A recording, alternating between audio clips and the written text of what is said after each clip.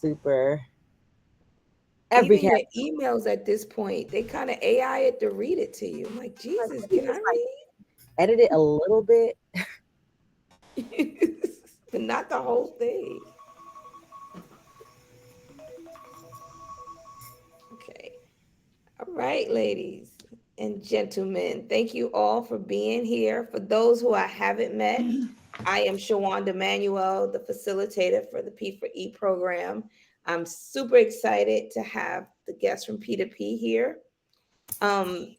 This workshop is just couldn't be more fitting. Breaking chains, building future, pathway to redemptions, education, and excellence. It couldn't be more fitting. It actually captured the spirit of the stories and the lived experience shared in the book. And we're honored that we have the chance to actually connect directly with the authors and engage in a conversation. I'm hoping rooted in hope, transformation, and some leadership, and just some overall guidance and a how-to. So really excited about that. Like I said, I like matching names with faces. And if I get to meet an author of a book, super excited. Super, super excited. Well, before we move on, I'm delighted to bring someone that you all probably know, but who's been central in shaping tonight's experience. And that's our program director, Judith Negron. She brings a powerful blend of compassion and her leadership and just her overall vision to this fellowship is just a commitment, to making sure that this space really works, and just a pleasure to work with her. And tonight she'll guide us through like a special kind of workshop because she is actually one of the authors of this book and help us explore the theme of resilience, redemption, and I know she'll do it with a big depth of care and just everything about it. I can sing all day about Judith, but without further ado, Judith, take us over. Great. Thank you for that introduction, Shawanda. All of you guys are dear and near to me. We've walked different journeys, different stages in my life. And we've come together, and I love to see these squares full of these friendly faces. And I'm just so hopeful and excited that today you'll get to experience a little bit of my journey, the journeys of my colleagues that I've been able to compile in this book, and also hoping for the future so we can experience you guys' journeys in the same sentiment, right? And so today, as Shawanda mentioned, is a special session. It's a special session because, everybody's story is special, right?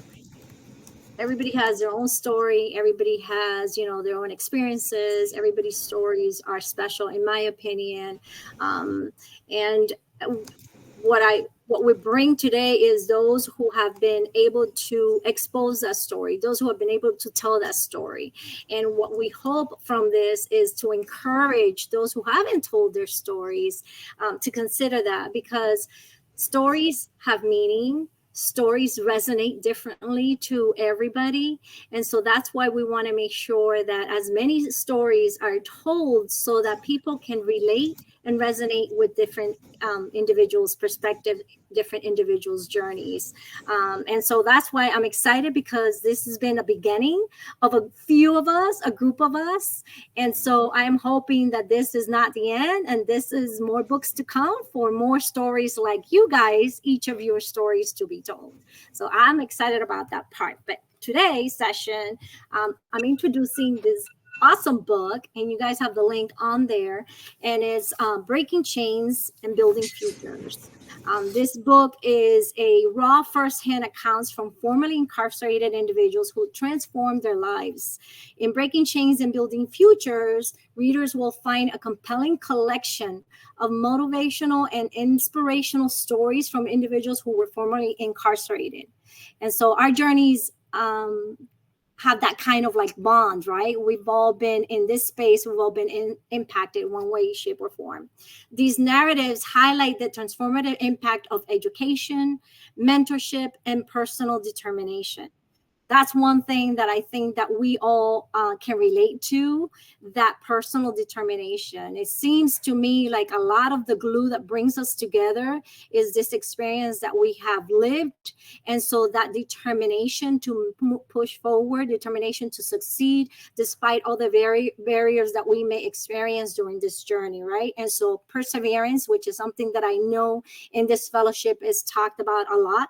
We focus on a lot, that emotional intelligence, that resiliency that we need to ensure that we are equipped with so that we can continue in this re-entry journey. This book touches on critical themes, including sexual abuse, addiction, gun violence, parental incarceration, racial bias in sentencing. So you see, there's a lot of stories, right, that resonate, right? A lot of stories that may be hitting differently, hitting home differently for different individuals. And so this is what I enjoy about this book, that it has a little bit of everything so that all can relate,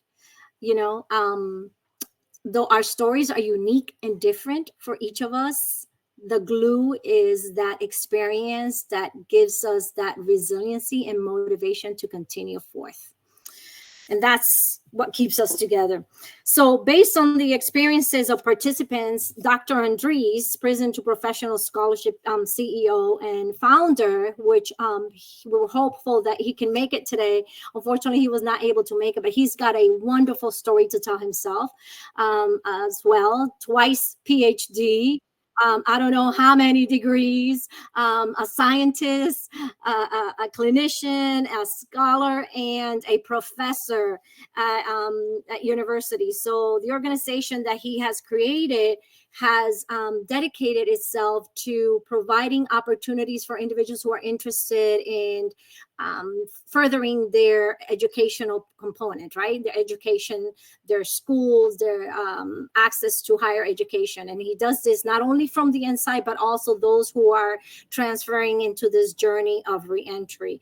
And that's why I feel that this is also like a great bridge, because while the Ladies of Hope Ministries, we focus on the career pathway, it starts also from the education component. That's why I've always, been one to bring in different resources from different sources so that we can have that holistic approach to be able to really succeed in this reentry journey, because it takes a village.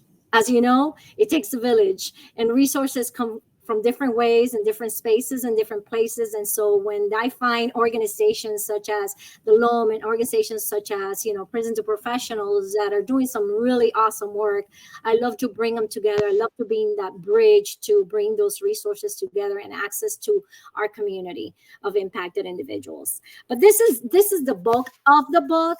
There is 12 authors on here. And today I'm happy to say that we have a few of those authors present here today that will be speaking about their story. And so I want to bringing on to our first speaker of the day, and I'm going to make that little quick introduction, even though I can tell you that their accolades go way beyond what I'm going to be reading to you. But for the sake of time, I'm going to be reading to you a little synopsis of our guest speakers. So Desiree, I'm going to start off with you, Desiree.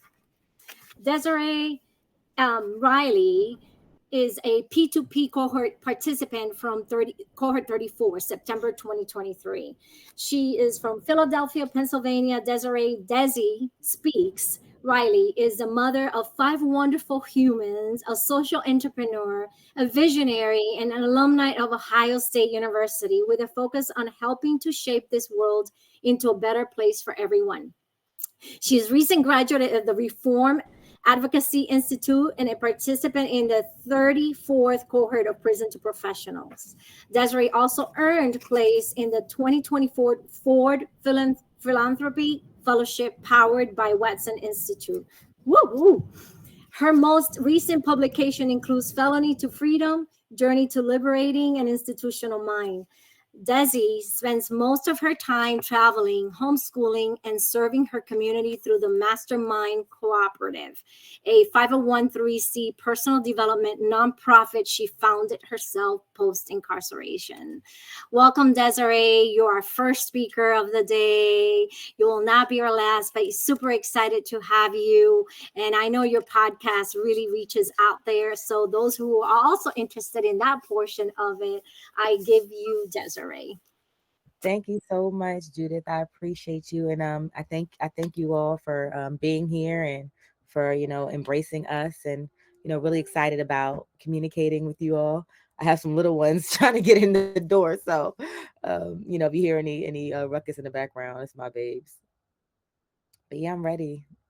Should I just go on and share more? Okay, so I'm a mom. Initially, I was incarcerated back in 2012 in Cook County Jail for I had a bunch of weed in my car, a lot. I was facing 6 to 20 years, Class X felony. Um, I feel like I was so fortunate for my family and to have some savings and for a support system to be able to, have a paid attorney. Because so many of the women that I was incarcerated with, similar charges, ended up taking 10 years. So we're there for over a year already. But I was able to have support of a paid attorney that was able to get me back home. I had, a couple years probation. I had to come back to Philly. So I was in school in Ohio at the time, going to Ohio State, working on my master's of public administration. But like all that changed. I had the judge made me come back to PA if I was to take that plea at that time without waiting. And so I came back to Philly, like started life over, did a bunch of things.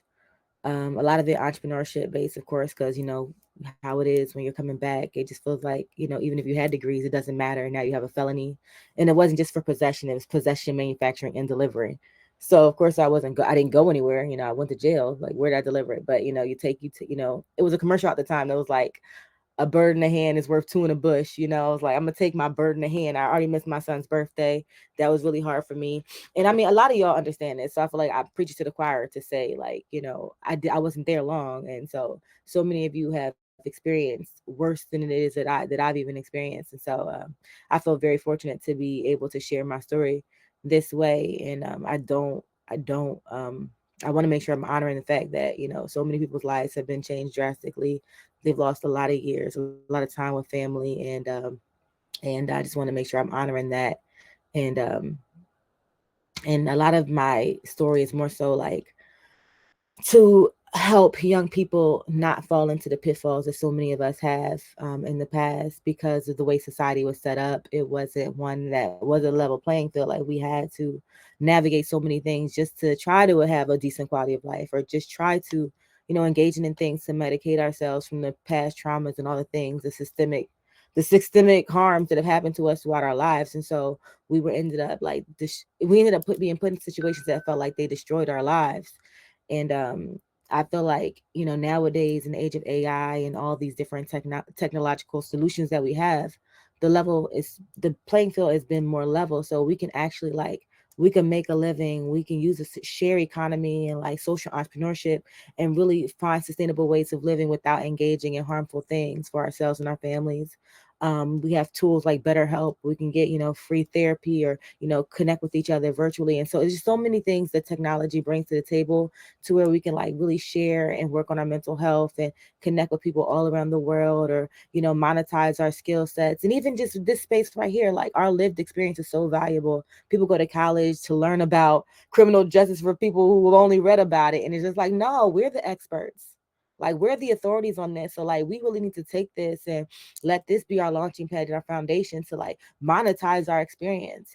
And so I feel like that's what I was trying to do. And in a lot of, in my book, Falling to Freedom, we're just talking about some of the solutions that we can do to just try to navigate away from some of the things that kind of led to our incarceration to begin with. And like mine, it was desperation and the fact that I needed money. Like, I'd been robbed.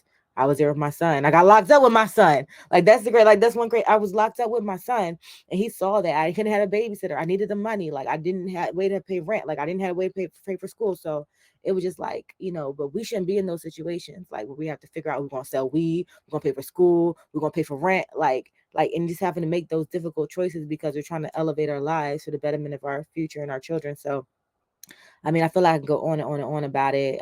Again, like I said, I'm preaching to the choir, but I feel like a lot of us need to really understand and be able to learn and use the tools that can help us, you know, to transcend our current conditions and really like, it's our time. Like, it's our time. Like, if anybody's supposed to be rich, if anybody's got the ingenuity, if anybody's got the resilience and the fortitude, is able to pivot, if we're the most adaptable, like adaptability is our superpower. So we need to like take that, grab that horse by the reins and just ride off in the sunset with each other and just like, organize and create a superpower army of just impacted women.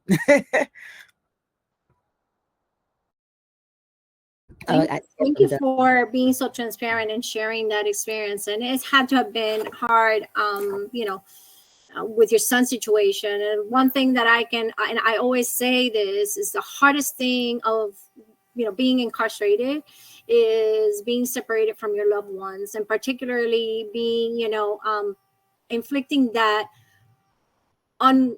unnecessary, unwanted, and unintentional pain on our families, and more importantly on our children.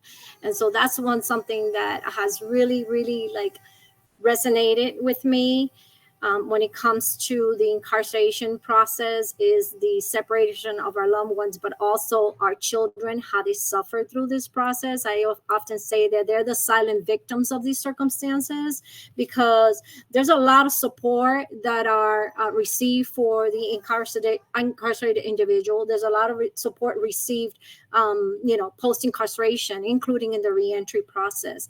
I don't see that same type of support for our families, our support group, and especially our children who do not comprehend, who are going through the same thing, because our loved ones are going through this incarceration process, right? They're just doing it differently.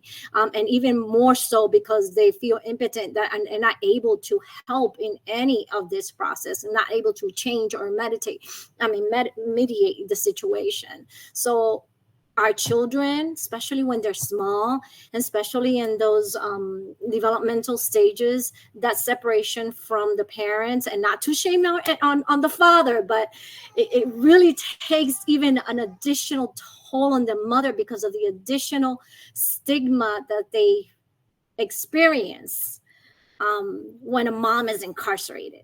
It's like, how do they deal with this while going through school? They don't see that support. When parents get separated because of a divorce, that's a little bit more acceptable in society. When a mom is absent because of incarceration, how do these children deal with that in their settings, in their social environment? That's been like the hardest challenge. And I think that is something that is not raised often enough. And I think that there should be more resources for our children, children whose parents are incarcerated.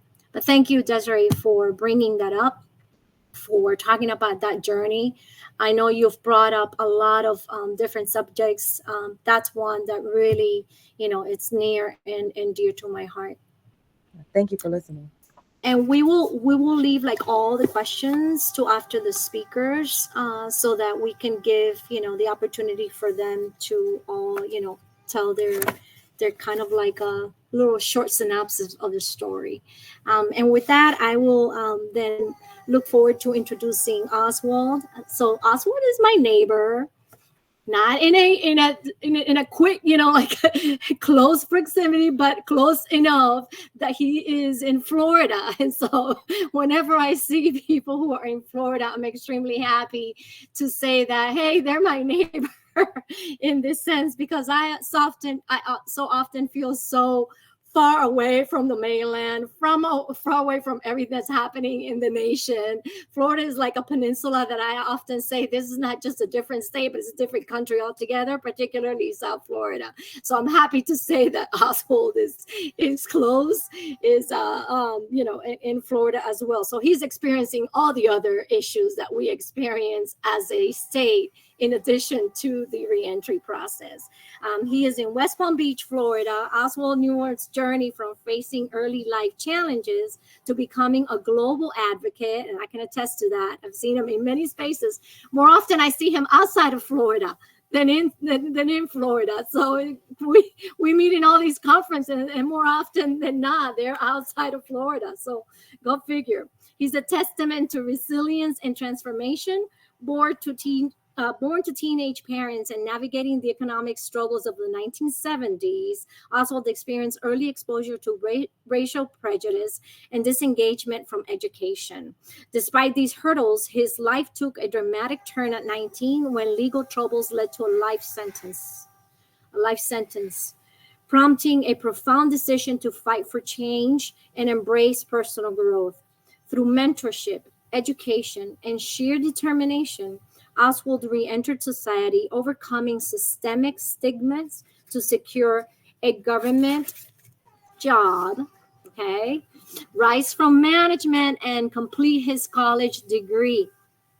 It's amazing. His involvement with Prison to Professionals helped him channel his experiences into inspiring others and fostering healing. Today, Oswald makes a positive impact through global advocacy work, criminal justice reform, and conflict mediation, continuously striving to empower communities and promote equity on a global scale. And global he is. He just recently came back from international tours. So Oswald, take the stage. All right. Thank you, Judith, and thank you, everyone, for allowing me to be here. I mean, I don't even know where to start. I know I'm assembled with a bunch of amazing people, so I'm kind of nervous here. But seriously, though, my name is Oswald Newbold. I graduated from P2P cohort 28. A little backdrop, as Judith said, that I'm her neighbor. I was born and raised in Palm Beach County. I'm in South Florida. I live in South Florida right now. Yeah, I see it going up. Yeah, South Florida, beaches, palm trees, sun. That's us. Growing up, I grew up in Palm Beach County. I do mention in my story, I grew up in a housing projects. I didn't know that there was statistics about individuals who grew up in the projects and how many end up in incarceration one day. I never knew that I would become a part of that statistic. But just to give a quick push, I grew up in Palm Beach. I grew up to teenage parents. As I was growing up, I ended up coming up in what became, by the time I was a teenager, you had the crack cocaine era hit America. And that's when things just went crazy with family. It went crazy just with my own behavior, got in the streets. And rather than becoming a part of the solution, I became a part of the problem. Out there selling drugs, thinking I'm bad, mad at the world, but don't know why you're mad. And when you're 15, you think you have all the answers. But when you turn 20, you realize you didn't know as much as you thought at 15. Then you turn 25 and you realize you didn't know as much as you knew at 20. And that's just been a life journey. But fast forward in my story, I can say that even though my parents was young, my grandparents was in my life, and I did have the value of good teachings. But it's up to an individual. Things that you think people are older and don't know what they're talking about, it all makes sense at some point in our lifetime. And as I went through life, I talked about in the book about my educational journey. And at the age of 6, my teacher failed me because of the color of my skin, not because of my grades. And at 6 years old, my mom had to go through a lot. And then this is the 1970s, and I was asking my mom, well, what happened? And she said, well, the teacher is prejudiced. To a 6-year-old, I couldn't even fathom what that is. That jumped all over my head then, and for many years, I couldn't even understand what that means. But what it did to me subconsciously that I didn't know, I was doing my work, but I ended up getting in trouble. The part I left out right there is when I got a bunch of bad grades on my report card, I went home and I put the report card on the typewriter, the old school typewriter with the ribbon and the arm and all that. My grandmother, she was a school teacher. I get to white out. So I white out the bad grades. I'm whiting it out. I'm doing as good as a 6-year-old now. I'm whiting it out. And I line up the ribbon. I line up the arm. And I'm hitting it. That mess was about as good as a 6-year-old could do it. My mama tore on my tail for a while about that one. Right? I'm just telling you the truth. But my mom, like, but I'm crying. I do remember crying, and my mom would say, "Hey, why did you get all these bad grades?" And all I can remember was telling my mama, "I don't know, I don't know, I don't know." And what I used to do was take my stuff out of my backpack and I would throw it inside like this cardboard box under the TV in my room. So my mom went through all of my schoolwork and realized that all of my work had good grades.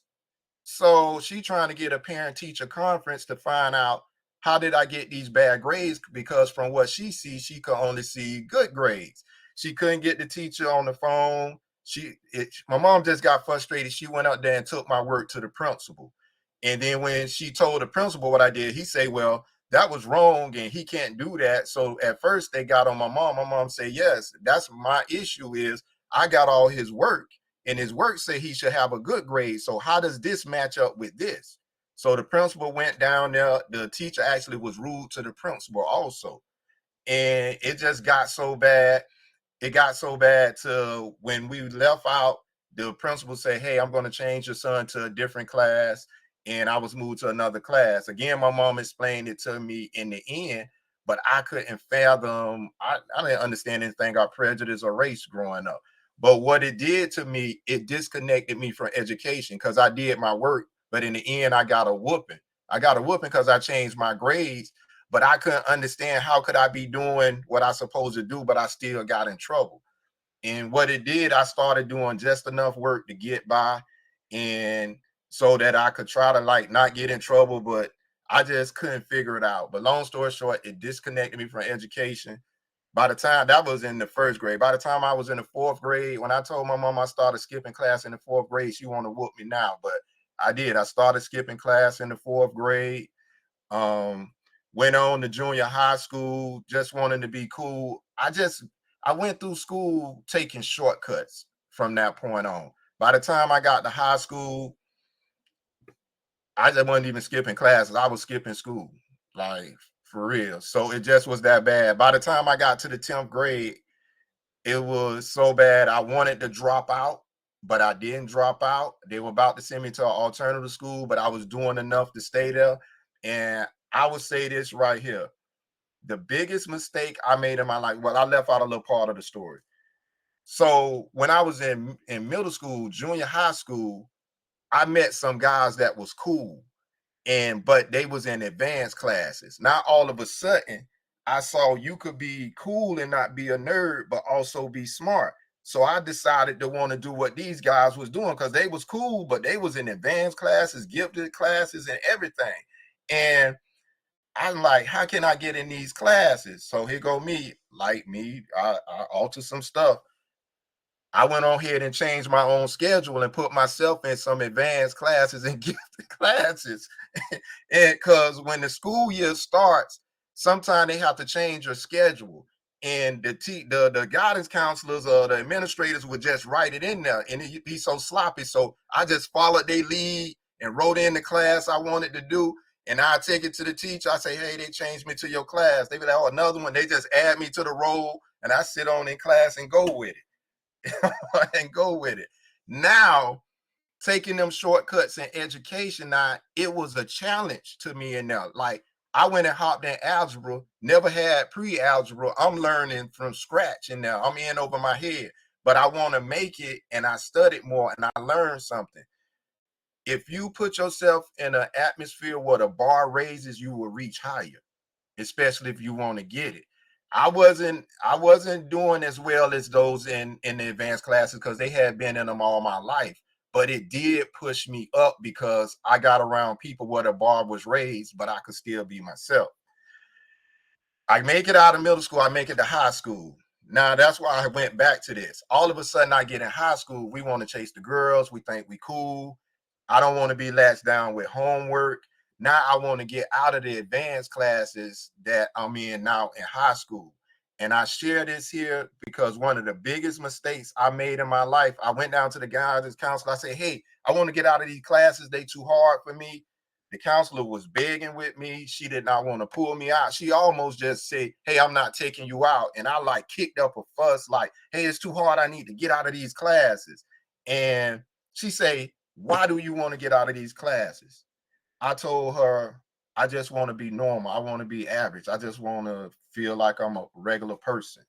That was the biggest mistake I ever made in my life. When people ask if there's something in your life you could change, that moment right there is the moment I think my trajectory started to change, because I lowered my own bar.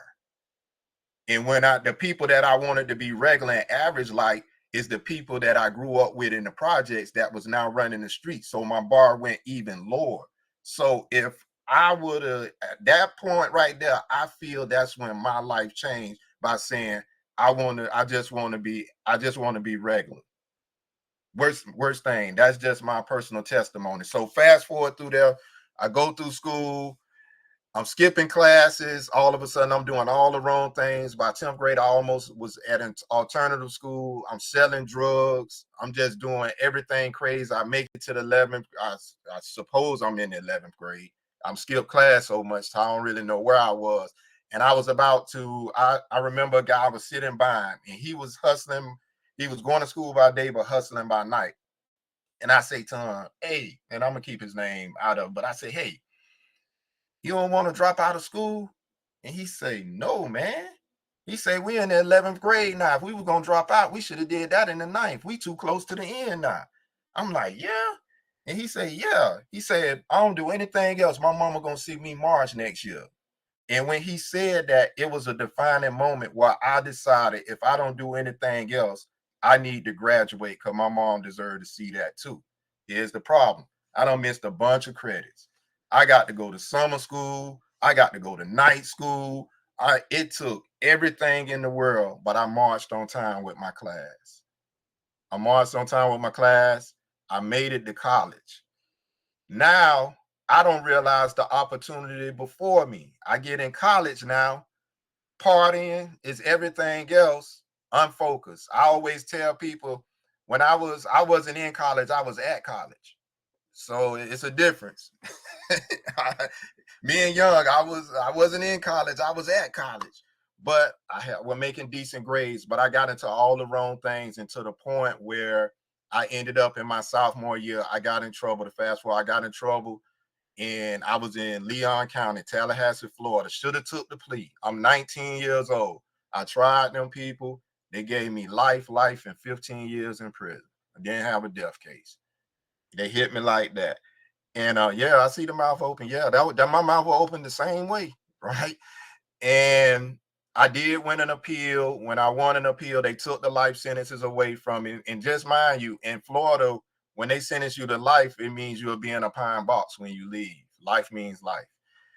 And when I won the appeal, they gave me a 40-year sentence followed by a 15-year sentence. So I had a 55-year sentence. I failed in 1991 where they took off thirds and gave 20 days. It took me 25 years, 1 month, 13 days to the door to do that sentence. I walked in at 19. I walked out at 44. I'm 53 years old right now. I did a lot of good, a lot of bad in prison, but in the end, I'll say this here. My first 15 years, you couldn't get me to go take a class. But my last 10 years, once I finally took a class, you couldn't keep me out of a class. And that part right there, when I got near the end of my sentence, I always told guys that I would not forget about y'all. I'm going to go out there and fight. I'm going to give them hell. That's what I'm going to do. And right now, today, I work in reentry in Palm Beach. We do federal, state releases, our local county jail. Also, the last prison I was at that I was released from, I turn keys and teach 2 classes out there right now. So I go in there, I got a DOC badge, and that just, now guys be like, no, man, you come in here. I say, man, this is just me delivering on my word to y'all. So I've been fortunate. What did help me out is mentorship, even when I was behind the wall. And I've been, something I do, I get around people that has more than me, has accomplished more than me, and they have a high bar. So one of the reasons I've been able to rise is because I get around people that have a high bar, and it makes me strive. But one thing too, as I climb, I pull as I climb. I never go up without bringing people with me. Sometimes they don't even want to do it, and I just snatch them like, come on. Just what we doing. I never go through a door without me putting my foot in the door and say, hey, y'all come on in. It's like opening the door in the back of the club. Get in here. Right? That's what I do. So for me, I'm not looking to be up here and my people down here. All of us need to rise. A rising tide lifts all boats. So we all got to come up together. And that's just how I live. And I've been blessed in that way. They mentioned about global advocacy. I recently was in Africa for 6 weeks, and I was going into prisons over there. And sometimes we think that we have it bad over here.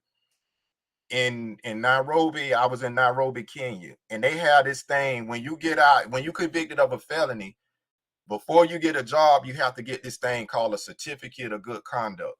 It's essentially mean they go run your background. If you can't get the certificate of good conduct, you can't even apply for a legitimate job without it. So that's just how big a systemic barrier is. So really you creating recidivism. So I'm working on some things to try to help them fight against that with second chance opportunities.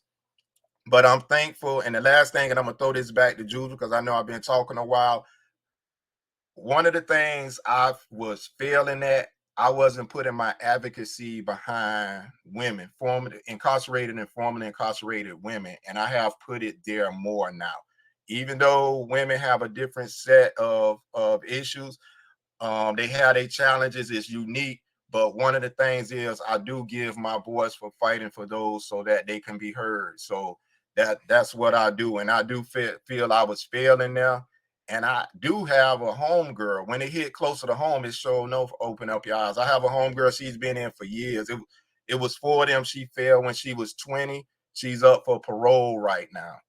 And so I'm just be thankful that to have a voice. And I'm going to throw it back over to Judith. Thank you for that, Oswald. And you did hit it right, the nail right in the head when it says lowering your bar, and also when you said that who you hang around with. We have a saying in Spanish that's dime con quien anda y te diré con quién eres, right? And so that's the kind of the same thing. Tell me who you're hanging around with, and I'll tell you who you are. And that's very true because you tend to mold and you tend to settle to your environment.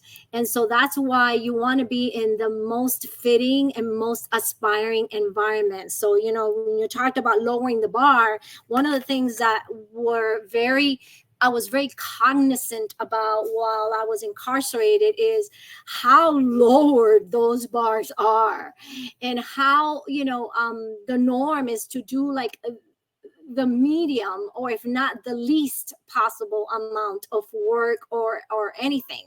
I even came to a point where I remember working in education and setting up all these ACE classes because, we knew that the First Step Act was coming in and we wanted to make sure that we got all of these helpful credits for programming, right? And so I was putting out all these classes because we had the professionals right around me. I was surrounded by individuals who had the talent, the expertise, the skills, the education, right, to provide really good, meaningful classes.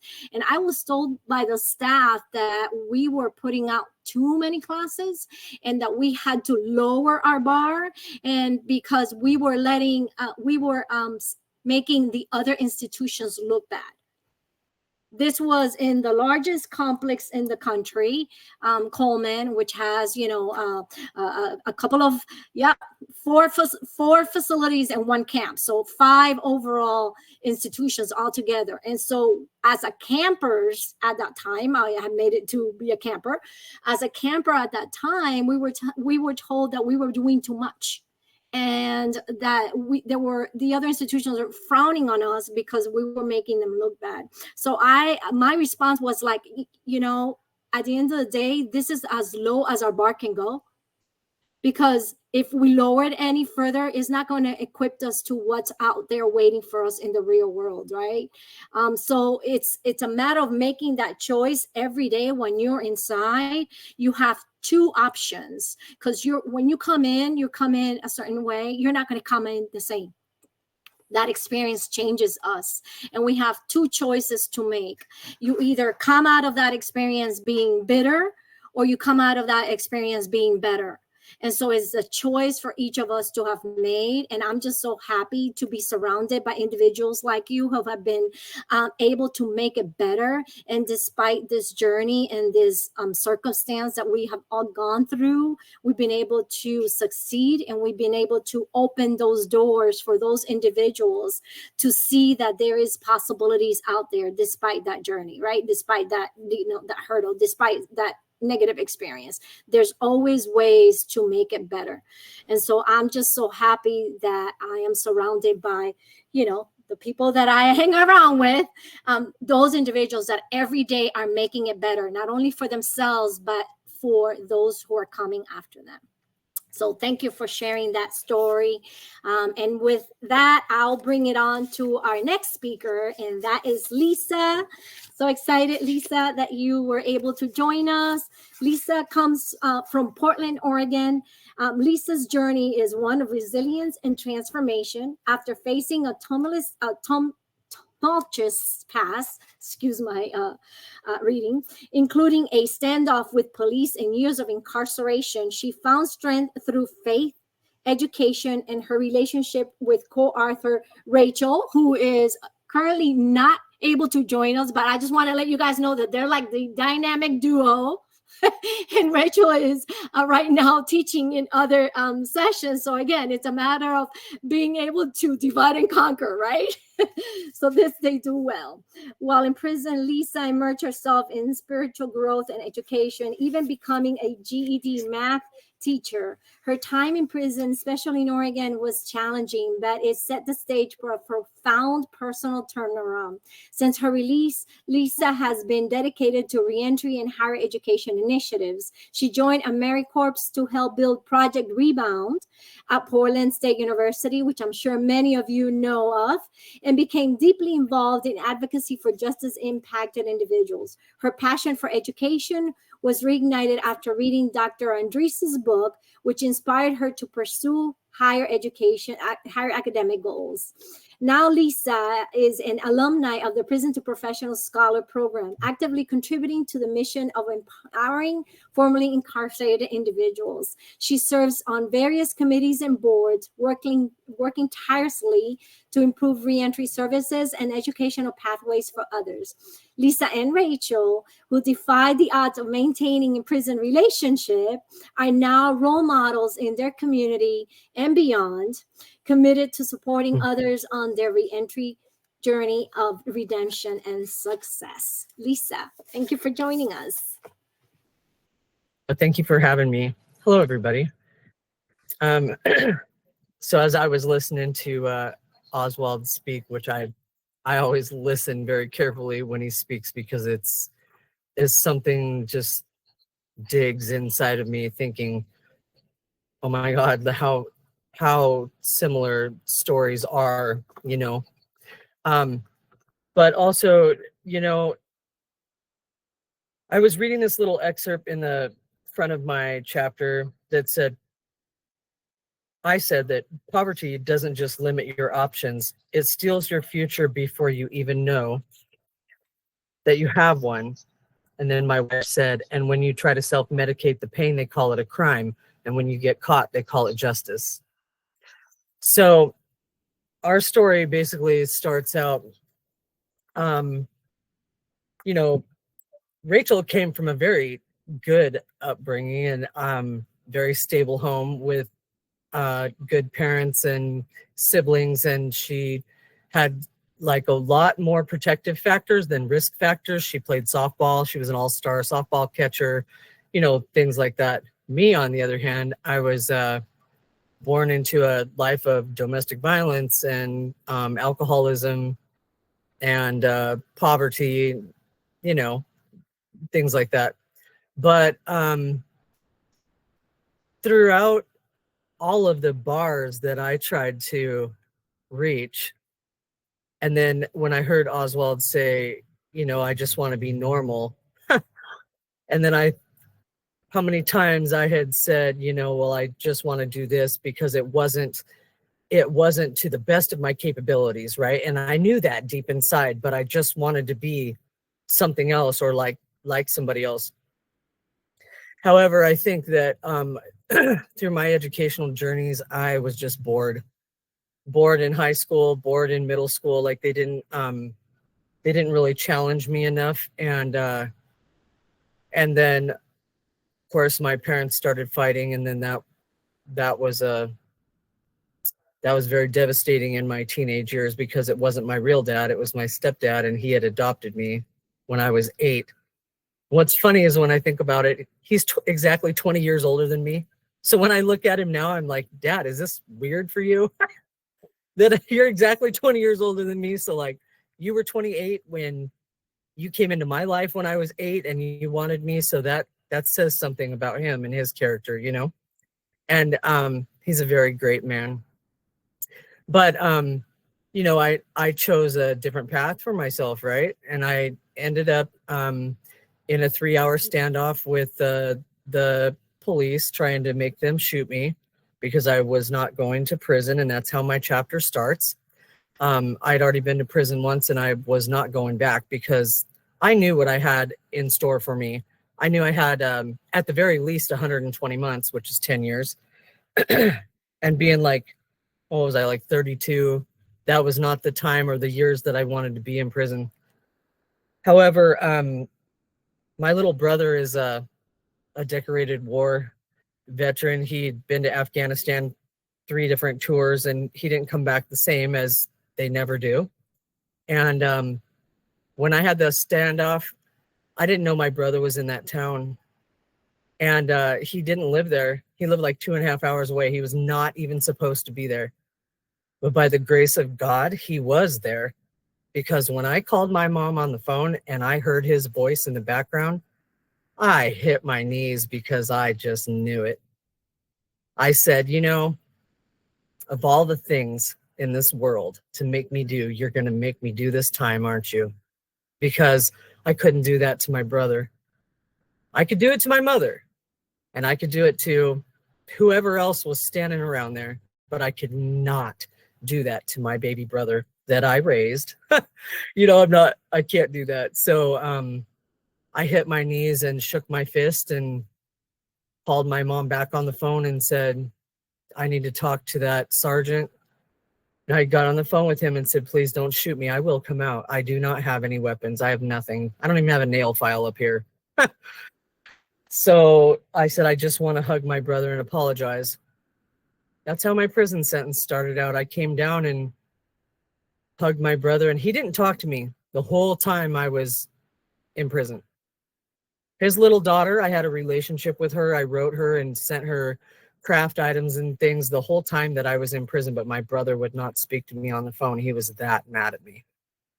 And I think that hurt me even more, and it ignited something in me to do better and be better and actually show him who I really am, regardless of whether he was looking at the time. You know, it's a sense of integrity, right? Like always doing the right thing, even when people are not looking. So then I met Rachel in prison, and she was not like the rest of the people that I had ever met. She had had a normal life, what we call normal, right? Like had her children, raised her children. You know, she was raised by, you know, a 2-parent home. You know, those types of protective factors in children's lives. You know, this is where she came from. And so I related more to her than I did to other people, even though that wasn't my lifestyle or hadn't been. And we hit it off. We were going to college while we were on the inside, and I was teaching math. And we were married inside a prison and hid it from DOC. And there's a reason for that. they have a policy that they will separate you if you are in a relationship with any other incarcerated individual in that prison, which I will break that rule every time for my wife, every time, because doesn't matter how far you put us apart or separate us, like the love never ends, it never goes away. So the native chaplain actually came and notarized our papers, and the only lady that knew that we were married is actually her, and then the business office lady that sent the check. But when I was listening to part of my podcast the other day, and everybody on my Facebook was commenting on it, and it was the part that where I say that DOC tries to beat the humanity out of people without their fists, and they do. They make it illegal to hug your neighbor if her daughter dies of a drug overdose. They make it a violation if you stop to help an older person up that has tripped and fallen. You're not allowed to touch any other person that's incarcerated. They'll put you in the hole for being a predator, or they call PREA, right? The Prison Rape Elimination Act. Like, that was all fine and dandy. That's a good deal for instances where those types of things happen in those types of institutions. But in our little Camp Cupcake institution, things like that were not happening. So they went overboard with a lot of things. And then they expect us to come out and be nurturing people, right? How do we parent our children or be the daughter or the sister or the loving aunt or the loving wife when this entire time that DOC has not let anybody have any human touch? And now it's foreign, right?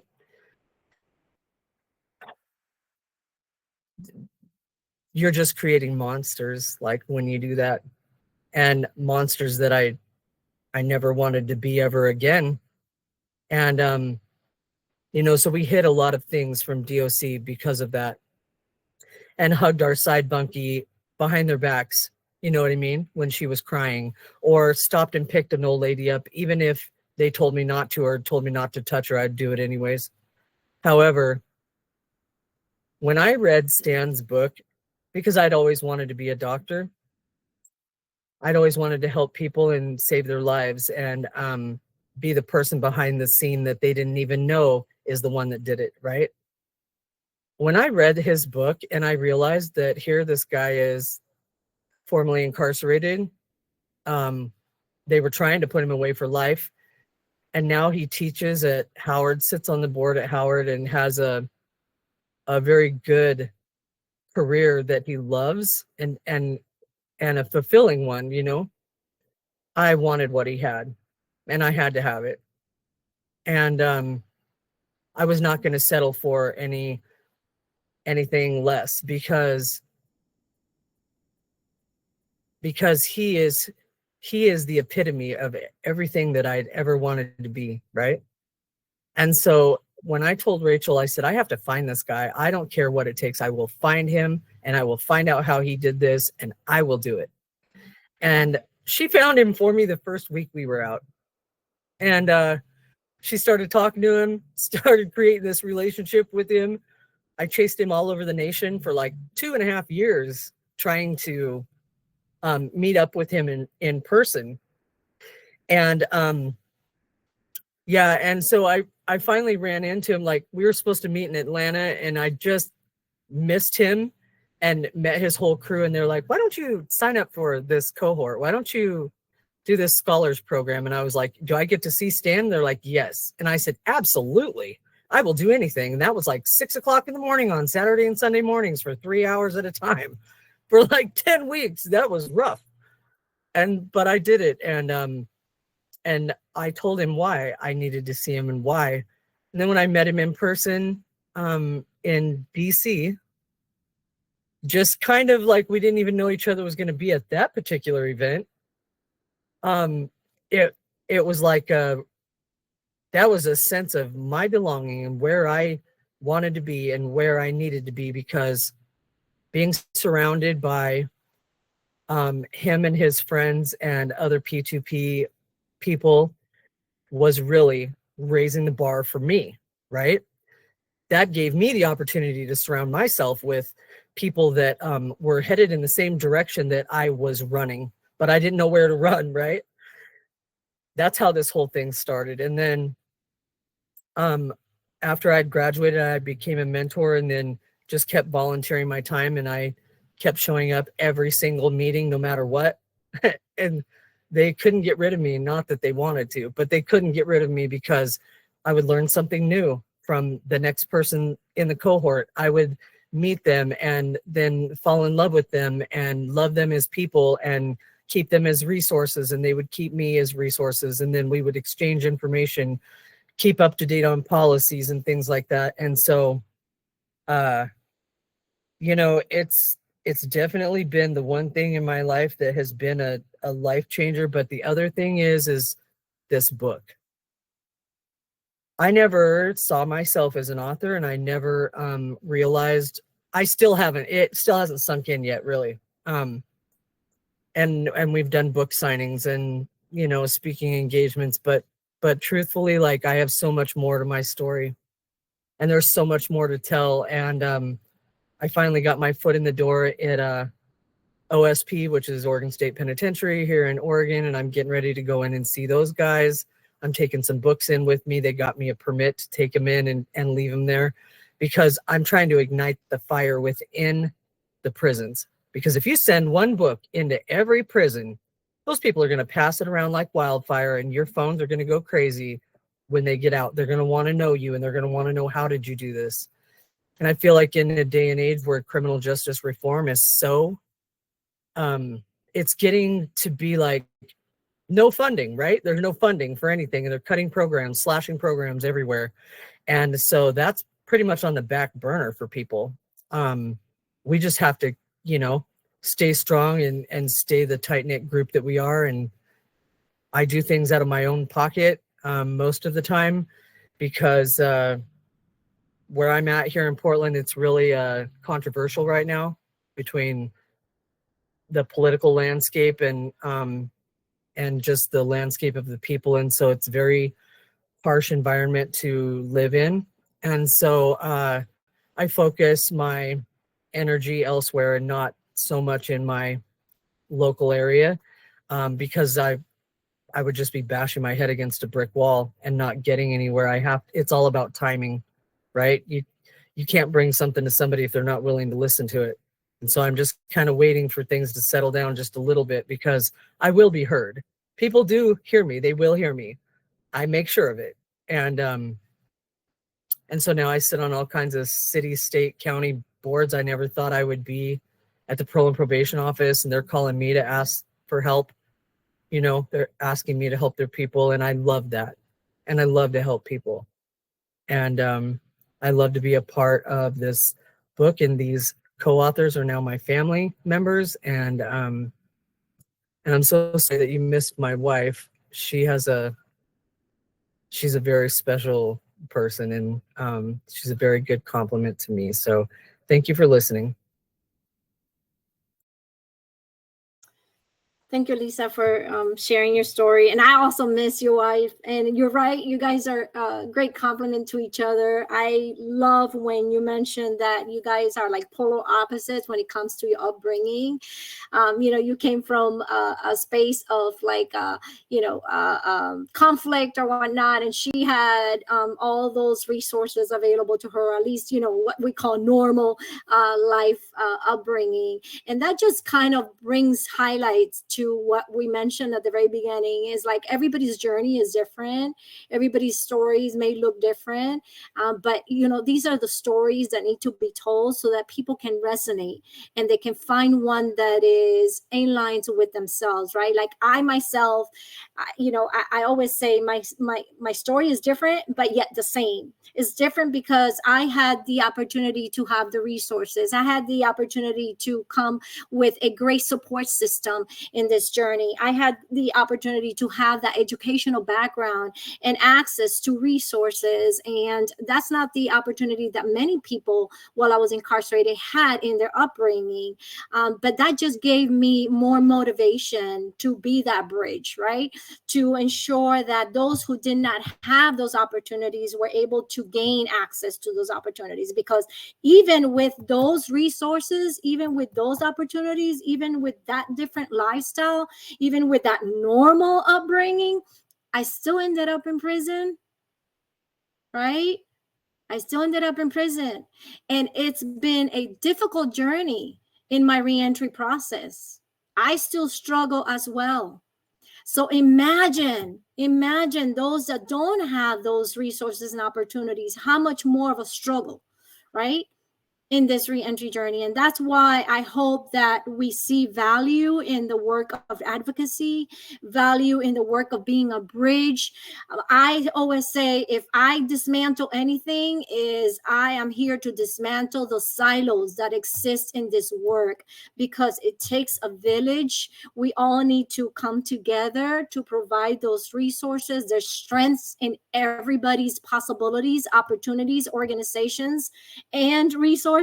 And so it takes all of that to ensure that our fellows are going successfully through this reentry journey.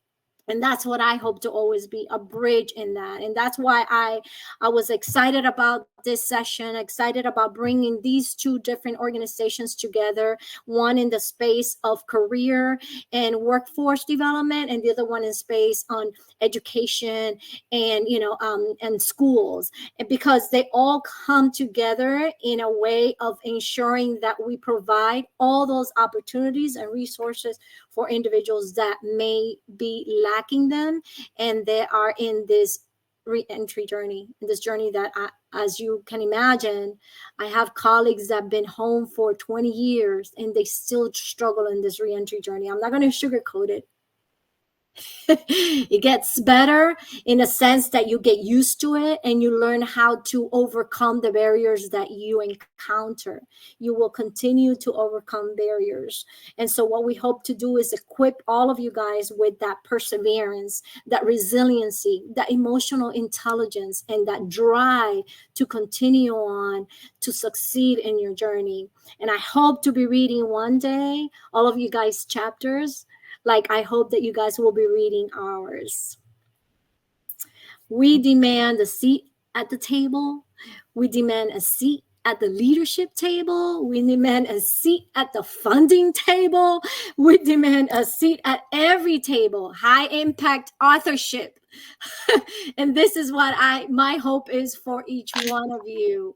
And so know that you also have a huge community out there of family. You heard it here. We've become family, a huge community of us that were here to support you, to help you, to provide you with some advice, some support, so even just a lending a shoulder to cry on, or to hear you out.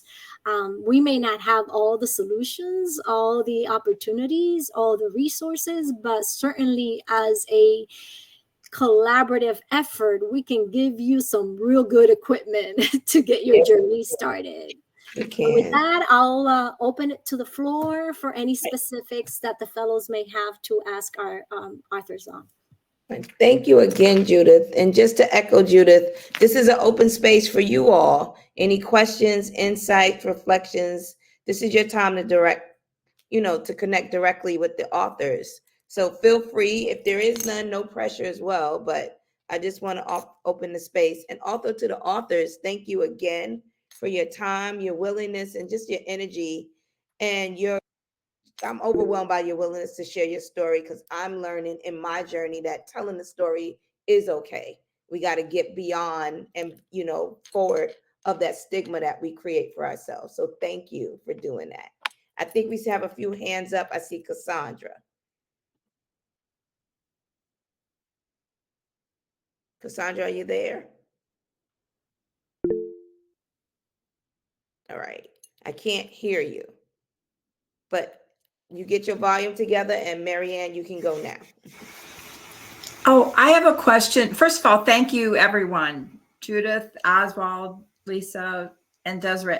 It was just amazing. Every time I hear your stories, there's another really important and meaningful piece of wisdom that you all bring up.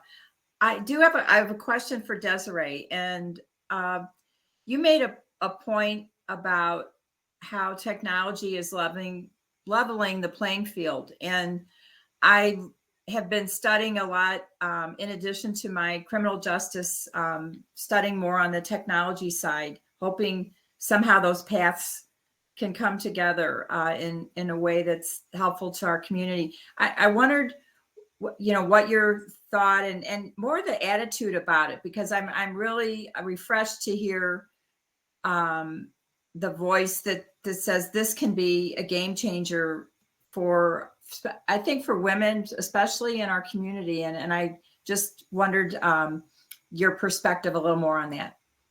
No, thank you for asking that question, Mary Ann. So I would say I believe that entrepreneurship is like the most true path to tangible freedom.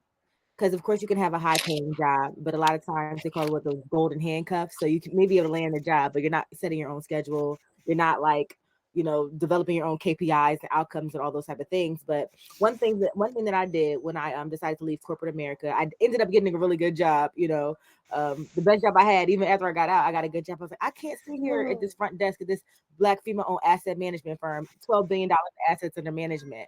But I was like, I can't sit at this desk for another 3 years. Like I felt like my soul was dying. I couldn't do it.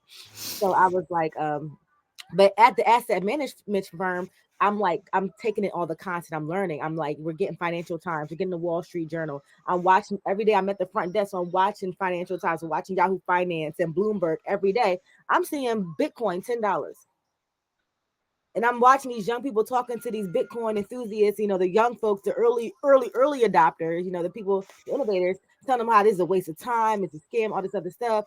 By the time I strategized to leave that job, I ended up buying my first 12 Bitcoins for $447. Bitcoin is now, up and down in the $100,000 range, just to give you an idea. Crypto was one of those things. I can't say that it is now. I'm not a financial advisor or anything like that, but crypto at that point, 2014, was one of those tools. I was able to leave the country multiple times. I've had 3 children abroad. Like I've left the country multiple times off of my gains of crypto. That's one thing. So another tool that I did when I first left the corporate America, during that phase out period, I think it was 2014, 2014 is my last year working in corporate America.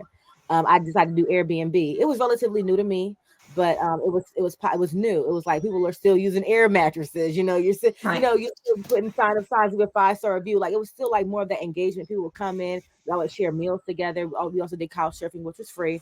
But I was able to really build community and learn a lot more about travel through connecting with these digital nomads from all over the world. So we did Airbnb. So everything I'm saying is share economy.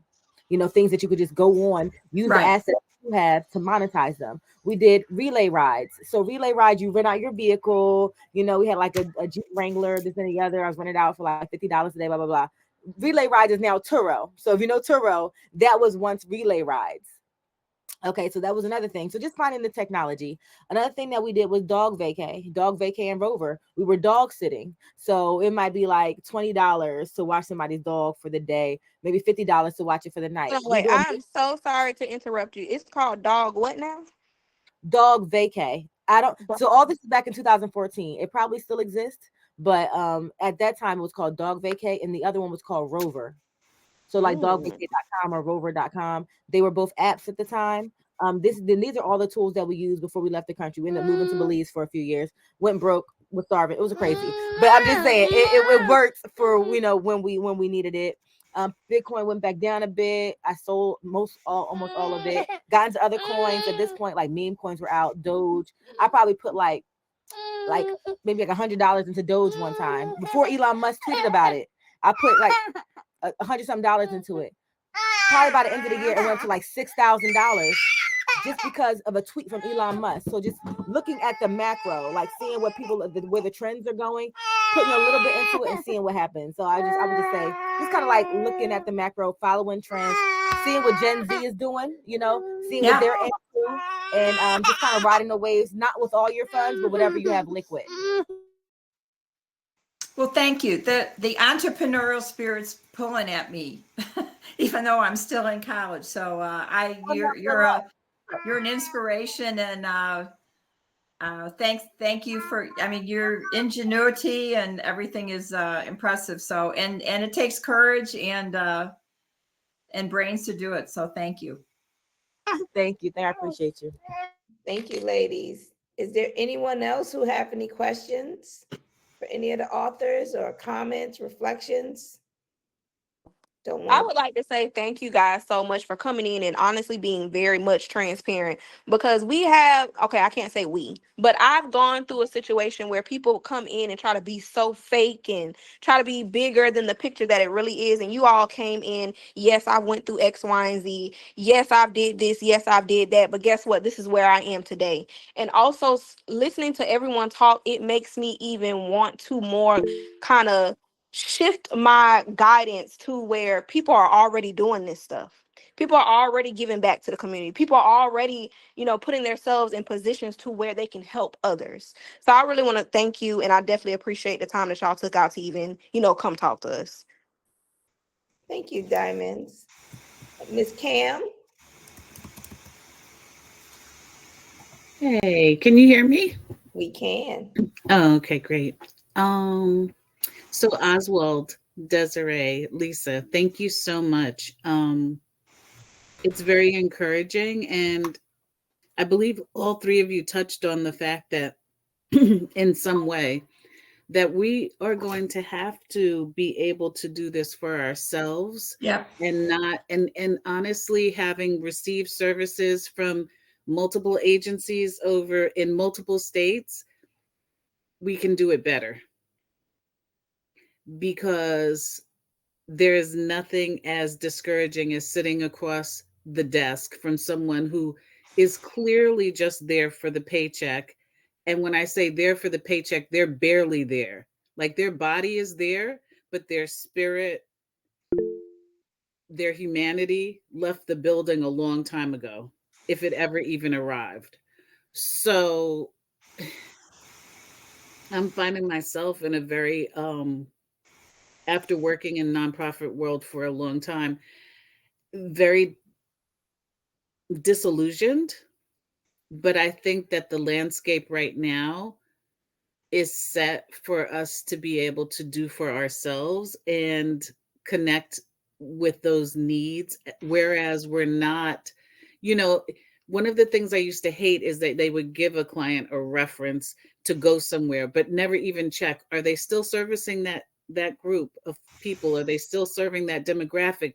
Do they have transportation? So somebody uses their last money to get somewhere for assistance and actually receive nothing but somebody sneering at them and saying, oh, we haven't done that for years, so thank you for sharing your stories, for giving some encouragement. Yeah,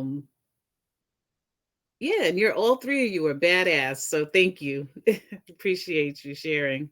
Exactly. Thank you, Cam. Mr. Oswald, you, and then we got Cassandra next. Oh yeah, thank you. I just have a few comments. Somebody mentioned about like people with lived experience being in leadership. That is important. It starts from the top. If you have people in leadership who really don't care about this work, it's gonna suffer all the way down the line. Even if you're in there and have the passion, they're gonna be trying to put handcuffs on you. So we have to remember, it's bigger. We got to get in leadership in like the decision making processes in there. I had wrote some down too when we was talking about the workforce, and Desiree saying working for people and feeling handcuffed. And I feel like that now because I was the person when I was locked up. I'm the entrepreneur. I got people right now got their own companies pulling millions of dollars in revenue, and they got the game from me. And I'm still on the job working for a wage. And they saying, well, when you gonna get right? But I say all that to say this: in life, many times we have to learn to drop the P off of pride and just ride.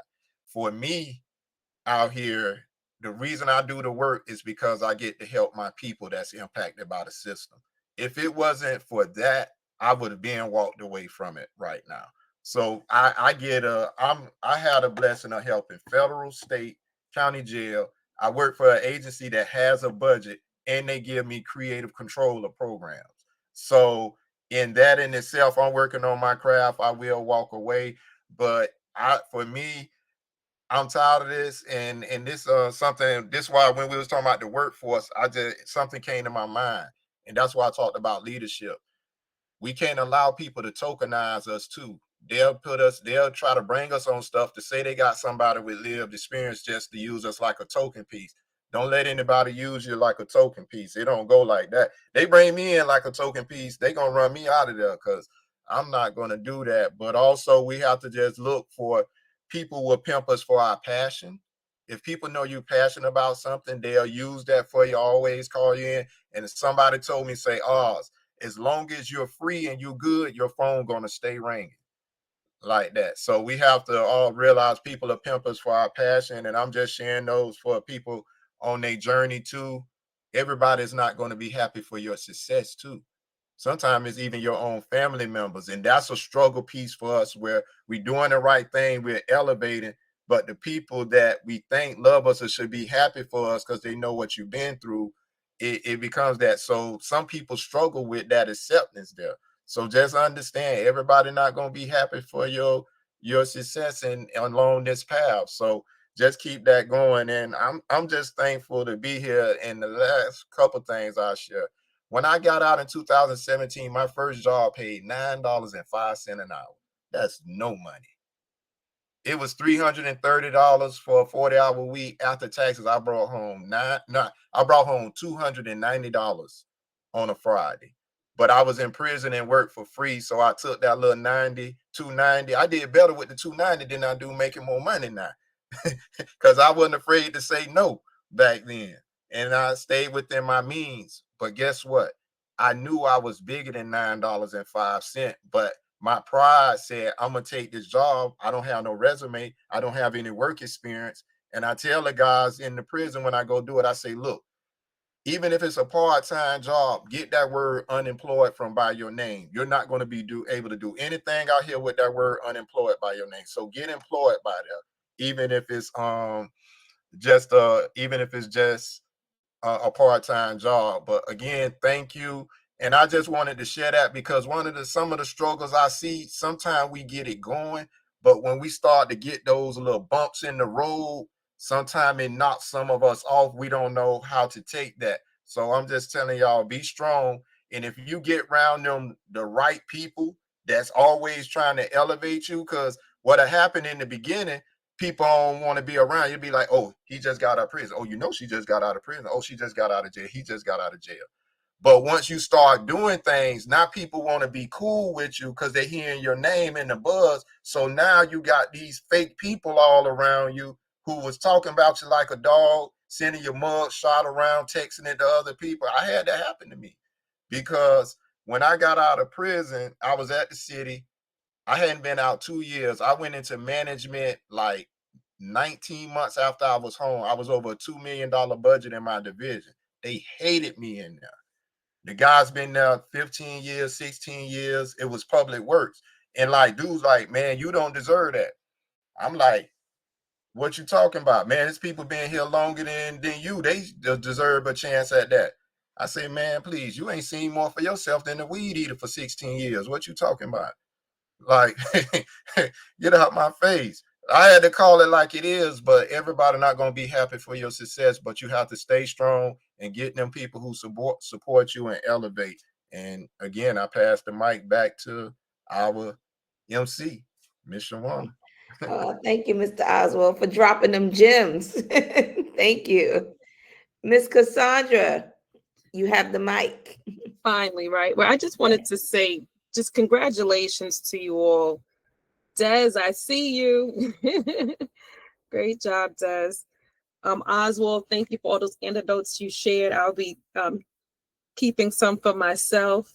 I like that. Take the P off of pride and just ride. Lisa, I wanted to ask concerning P2P. What higher education support opportunities do they have for those seeking higher education? Okay, the greatest thing about this is that we've got over like 2,000 P2P people across the nation now, so we can actually pull resources from anywhere. But right now we have partnerships with places like so I'm going to talk about Maryland specifically because I work a lot out of Baltimore, even though I live here in Portland, Oregon.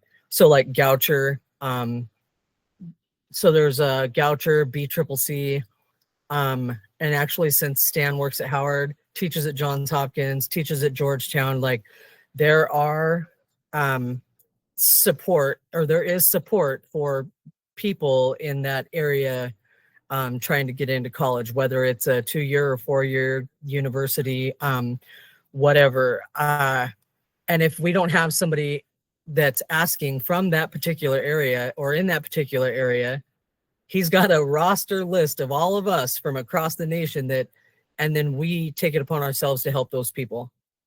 We help them, we mentor them, we help them. A lot of us have built relationships with financial aid offices. I sit on state boards where it's coalitions of higher ed and prison programs for, like especially across the state of Oregon and Washington.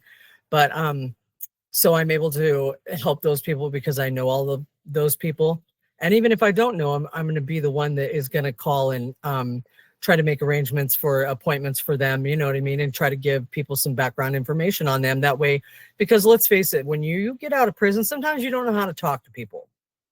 You don't know how to talk to people. You don't know how to advocate for yourself. You don't know how to ask the questions, and you don't know what questions need to be asked. So you need somebody that has already done it that can help you give you those pointers or those questions to ask that university or that college, you know what I mean? Or even if it's a trade school, ask these questions to get the answers that you need, and we try to teach people how to advocate for themselves and empower themselves. Oh yeah, ban the box in the applications. The other thing is, I never thought that I could go to grad school. And Stan has given me the hope and I always had the drive to do it, to do something different because that's what I wanted. But guess what? I'm looking at grad school right now because I just applied for graduation. So I graduate in 3 months. I'll have a Bachelor of Social Science and a business minor, but I want to go to grad school. So now I'm looking at those options, and I know that it's a possibility, and it's more than a probability because I will make it happen. And these are the things that we empower people with from P2P. Thank you for answering that, and congratulations. Yeah, I'm excited. Stuff. Is there anyone else? I don't want to leave anyone out. Right. Judith. Oh, I see your comments, Judith. Great. All right. Well, yeah, I've been trying to, as so many things are brought up, and I'm like, wait a minute, let me just put that on the chat because I don't want to interrupt the dialogue. But yeah, so one of the things that also they help with is no matter what level of education you're interested in, they help you to be able to obtain that, or they put you in the right path with the right connections, as Lisa mentioned, and getting that access to higher education. We have many of our fellow graduates that are going on to their PhDs now. So it started off from, GD, high school, or whatever the case, but they've gone in the levels and different, again, it's a process, is going in this re-entry journey. And where do they stop? Some of them have not even stopped. Just like Stan, 2 PhDs. So it's where you want it to stop and what your goals are.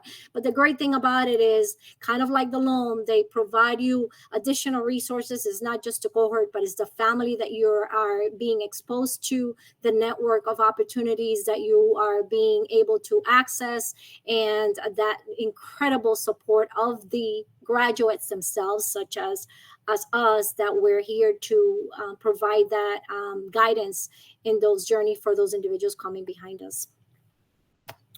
Great. Thanks again. Mike said he got like 9 degrees.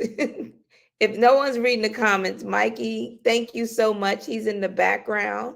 providing all the commentary and wisdom and just all the giggles. So thank you, Michael. Thank you so much to Lisa, Oswald, and Desiree, and you, Judith, for helping to organize this. It was a pleasure to have you. I can go on and just about the inspiration you shared, but I want to say thank you. You had something, Judith? Yes, I want to close this with this, and this is something that Oswald touched upon, is that, you know, this is difficult times. And I think we can all agree that we are, and Lisa also mentioned it, we can agree that we're all living in like really difficult times, and it's difficult times overall for this space and this work. And so I want to, highlight that even the small little wins are a big win, because this is hard work. This is low to process work. And this is ongoing. And so I want to encourage you guys not to be discouraged, because any little step forward is a step in the right direction. It's a step to an opportunity that somebody coming behind you can achieve. And you not giving up on your journey, on yourself, and on your success, it just shows it shows to others that is possible as well. You've learned today that many of us have gone through similar journeys, different journeys, and yet we've still been able to overcome. And this is what I want you guys to leave you with, that even though this is difficult times, there's one thing that can come out that's good out of this difficult time, right? When you're in prison, those are like your darkest moments for many of us. They may be the darkest moments of your life. And there is when you will learn who is for you and who's there to help you and who is not. So I can assure you that in these difficult times, we will learn who is really doing the work from their heart, who is going to persevere in this journey of re-entry, who is going to continue on. And we will also learn those bad actors that were just here for the pay and they're running away. And so if there's anything good coming out of this current climate that we're living in, is that is going to really show those who have the heart to continue on in these difficult times for the good of us, the good of others coming behind us. With that, I really want to thank everybody for showing up today. I want to thank my colleagues for lending their time, their knowledge, their skills and their strengths, and pouring onto this fellowship. And so I'm very thankful for that. I'm very thankful for being in this part of this community. And I am thankful for being able to do this work, still having the passion to do this work. And so I am just hopeful that you guys will have that in you as well, to continue to work in your journey and to help others in the best way that you can. Great. We all need that community, and I just hope that you guys see that community in us and that you will be part of this community. And I'll make sure that just in the chat, I put a link to the podcast for these great authors. I'll also put some more resources in the classroom, as well as contact information for all these great speakers and authors. So again, if you have any questions, feel free. Judith has also put the link to the book in the chat. Thank you, Judith. And to the authors, thank you again. If you have any questions for us, feel like dropping in our class, by all means, give me a call. I would love to have you back. Love to have you back. All right, ladies, if there's no more questions, I'll let you all go. But thank you again for coming. Thank you again for participating and showing up as your whole selves. Good night. I just have a quick question for Judith. Sure. You got it for Judith? At the end, yeah. Okay. Oh, anyone else can go. But thank you, ladies. Thank you. Okay. Have a good night. Thank you, Mike. He said questions for people.